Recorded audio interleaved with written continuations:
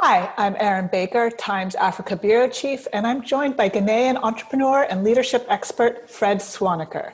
Welcome to the show. Thank you, Erin. Nice to see you. Fred, by 2035, Africa will have the world's largest and youngest workforce.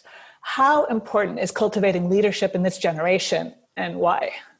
Well, I believe that developing the next generation of African leaders is one of the most important challenges that we need to address, not only in Africa, but for the whole world. Because you can just imagine if 1 billion young people on the continent of Africa do not have access to opportunity, this is a tipping time bomb.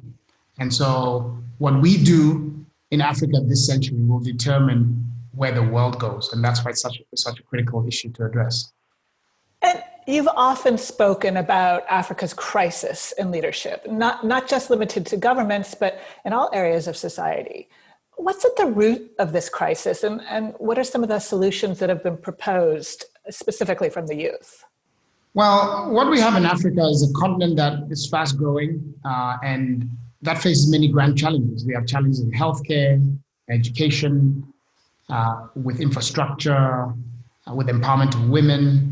And there's so many problems that have been solved in other parts of the world that we still unfortunately face here in Africa, civil conflict, etc. So, and yet we have the youngest population in the world. The average age in Africa is 19 years old compared to 47 in Germany or Japan.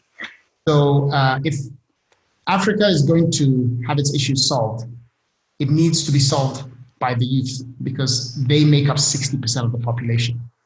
And the good thing about youth is that they are still not yet jaded by the world. And they are naive enough to imagine better solutions for the world. And so therefore, I believe that Africa's young population is its greatest treasure. And it's going to be the source of innovation that's going to address many of these challenges that I've just talked about. And what we therefore need to do is to harness this potential and convert into energy that can really address the continent's challenges and therefore the world's challenges. Are you seeing anything in particularly in the situation of the pandemic like COVID where youth are taking the lead or proposing solutions? Yes, there are many solutions. One of the things that's exciting me the most is that young people are realizing that because of the pandemic, jobs are going to be much less available on the continent. And so I'm seeing lots of inspiring examples of entrepreneurship that are arising. One of the young leaders that I work with is a young woman here in Kenya who has started an hydroponics farm, leveraging technology and vertical farming to grow, crops in parts of urban Nairobi. And she's building a business around that. There's another young man in Cape Town called Spencer who is leveraging airships to transport cargo across Africa to reach parts that are off the grid, so that the least accessible parts of Africa can therefore be connected to global supply chains and have their the products from their villages reach global markets and vice versa. And these are young people who are coming up with innovative ideas. Because one of the things that I believe is that constraints drives innovation. And we have a lot of constraints in Africa. And so that therefore means there's going to be a lot of innovation coming out of Africa, and the young people are the ones driving it. And on the leadership in terms of governance, I mean, we've seen how COVID-19 has exacerbated and highlighted the poor leadership that we see around the world. Would you have liked to have seen better responses by our current leaders? And what are some of the reasons for those failures? I mean, this era has really shown the life and death consequences of leadership. And I've been encouraged by some of the great examples of leadership that I've been seeing on the public sector. The best examples I'm seeing have actually come from the women who are leading countries in countries like Germany and New Zealand, Taiwan, where we've seen women who are leading their countries seem to be handling this pandemic in a far better way than the male leaders we have. So one of the lessons that I'm taking from this pandemic is that we need more women to run countries around the world. And we're going to have hopefully better outcomes. I'm also seeing some encouraging examples right here in Africa. I think that African leaders, by and large, took this a lot more seriously than in some other parts of the world. And the pandemic hasn't risen in Africa as much as it has in the rest in other parts of the world. And they were very fast to take it seriously and imposed lockdowns where were needed, but also started thinking about what are the unique solutions that we need here in Africa. So it hasn't been taken frivolously by African leaders for the most part. And we've seen some really exciting collaborations, like between the Africa Centers for Disease Control and global organizations, to really try to put in place measures to ensure that we're able to address the crisis as best as possible. So in times of adversity, this is really when character is shown. Yeah. So far, we're looking at more than 1 million COVID-19 cases in Africa, and quite possibly a lot more given the low rate of testing. Earlier in the outbreak, public health officials were predicting catastrophic outcomes for Africa that we haven't yet seen, but we still might. How do you imagine Africa changing post-COVID? And what will it take to turn this crisis into an incentive to improve? Well, one of the things that, as I look to the future post-COVID, it's clear that there's going to be a global economic recession. And therefore, one of the biggest challenges that Africa is going to face is that it's going to become much harder to grow our economies, because our economies are so linked to the rest of the world. And it's going to be much harder to create jobs. And we've just talked about how that is one of the biggest challenges that the continent is facing. So these are things that are going to become much more difficult post-pandemic. However, as I mentioned before, I really believe that constraints drives innovation. And so these increased constraints are going to drive, I believe, innovation in a few areas. First, I think we're going to see a much more digitized Africa. And so I see opportunities for us to drive education, health, supply chains, etc., by leveraging technology. And this, therefore, can speed up access to these critical needs in Africa, which is a positive. I also see an opportunity for African youth to be able to access work not only in Africa, but globally, because one of the things that we've learned in the pandemic is that we can all work remotely. And therefore, before, as we were trying to address the jobs challenge in Africa, we had to think about placing youth in jobs only in the continent. But now you can imagine a situation where young Africans can work remotely, but without leaving the continent, and therefore we can create jobs without the brain drain. You can imagine an engineer from Kenya working for Siemens in Germany, or a designer from Nigeria working for Zara or H&M in Europe, and they're doing this from their home country. So this is an exciting opportunity, but it's only going to happen if we can invest in broadband and improve our human capital so that we can make it available to the rest of the world, but without them leaving the continent physically. And finally, I see some great innovations in terms of access to markets.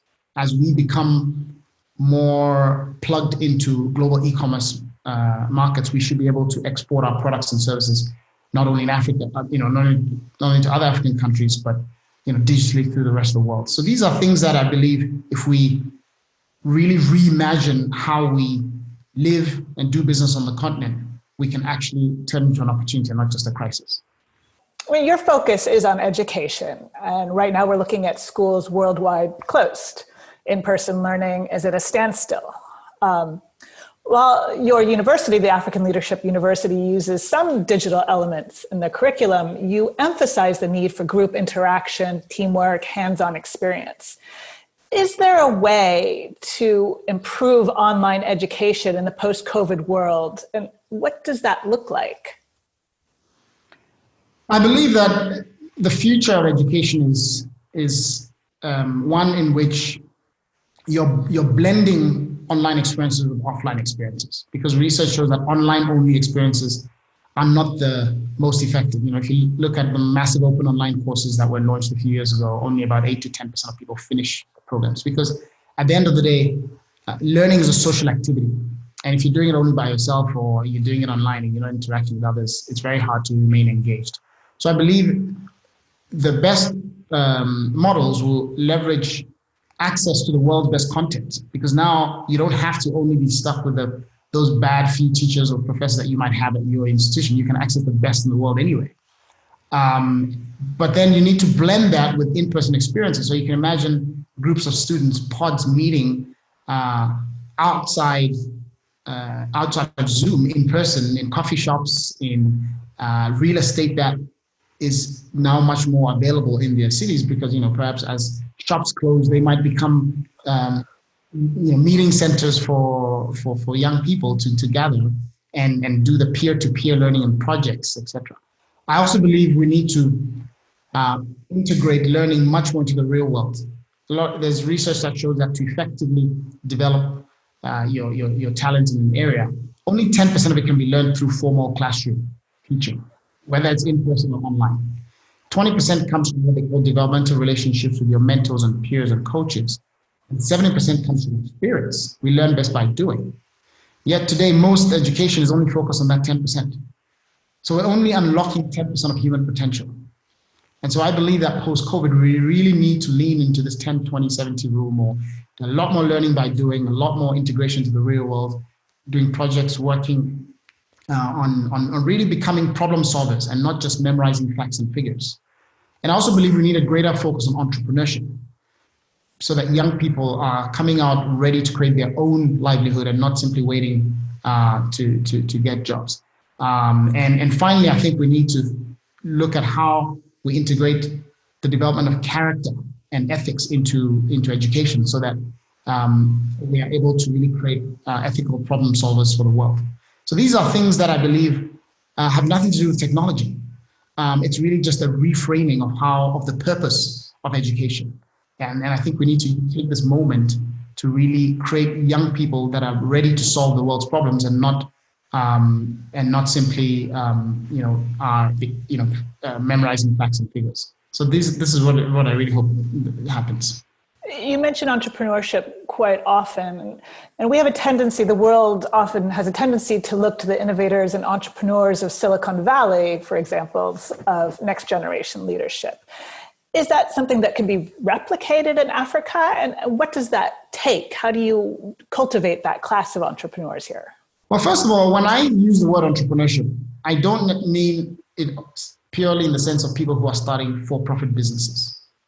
I believe that entrepreneurship is a way of thinking. Entrepreneurs are people who solve difficult challenges in creative ways with limited resources. And that's the situation we face in Africa, and that's the situation that the world is going into. So we therefore need people who think a lot more like entrepreneurs. But you can have entrepreneurial thinking in politics, as political leaders. You can have entrepreneurial thinking in the social sector as well as in business.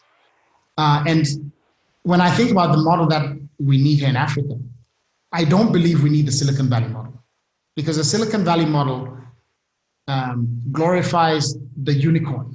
If you haven't sold your company for $1 billion in 2 years with 18 employees, then you haven't succeeded. And it's very focused on trying to create as much value as possible with as few jobs as possible. In Africa, we need to do the other way around. We need to create value with as many jobs as possible.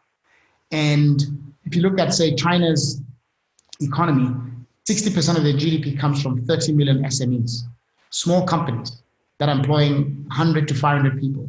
And they are driving most of the employment. So I think what we need in Africa is not the unicorn, but perhaps a camel, which is camels are sturdy.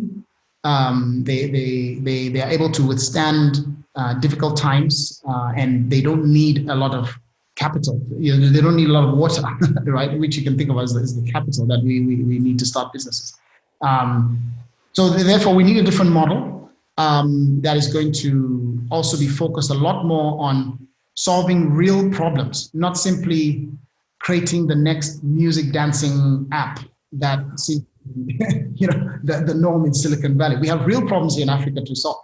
I mentioned earlier some of those challenges: healthcare, education, climate change, youth unemployment, the empowerment of women. What do we do with our natural resources, wildlife conservation? And so I believe ultimately entrepreneurs are driven by their passion to solve problems. And so let's harness the entrepreneurship in Africa around these big challenges. And then what we're doing is not only creating jobs and wealth, but we're also transforming the lives of our everyday citizens. And that's the model that we need in Africa. So what's an example of a camel you're betting on or you would like to see? Well, I think agriculture is a huge opportunity. We spend about $40 billion a year importing food into Africa, but we have perfect soil conditions to grow and we have abundant rain and sunshine. So I'm betting on a lot of young people who are building the agri businesses of the future. And this is not just farming, but it's things like, agri, processing and, supply chain logistics and agri tech and all these other parts of the value chain that are needed. 70% of the world's cocoa is produced in Ghana and Ivory Coast, but yet we don't have any global chocolate brands. So we need to build our own, Nestle's and Lindt, et cetera. And these are the kinds of businesses that I'm excited about and that I'm seeing some of our young people foray into. I'm excited for the idea of an African chocolate bar, no problem. Finally, with so much bad news happening around the world, can you talk about the one thing you're seeing now in Africa that really gives you hope for the future? Yes, the one thing that I'm seeing in Africa that gives me hope for the future is really a generation of women who are stepping up and leading. And, in order for Africa to realize its full potential, 50% of our population needs to more actively participate in creating that future.